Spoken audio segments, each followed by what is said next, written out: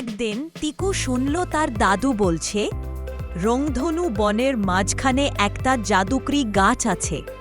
সেই গাছে নাকি 7 রঙে ফল ধরে, আর যেই ওগুলো খায় সে একদিনের জন্য যে কোনো প্রাণীতে রূপ নিতে পারে। টিকুর চোখ কপালে, আমি যদি পাখি হতে পারতাম একদিনের জন্য, তাহলে আকাশে উড়তে পারতাম। পরদিন টিকু এবং কাকন বেরিয়ে পড়ল সেই রহস্যময় গাছ খুঁজতে।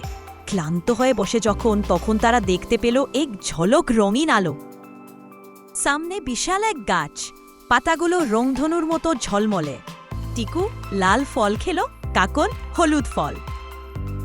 টিকু আকাশে উড়ছে আর কাকন দুলে বেড়াচ্ছে। ফলের জাদু শেষ হয়ে গেল, কিন্তু তারা সেই অভিজ্ঞতা মনে রেখেছে।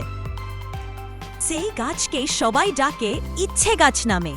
টিকু ও কাঙ্কন বনের সাহসী ও প্রিয় বন্ধু।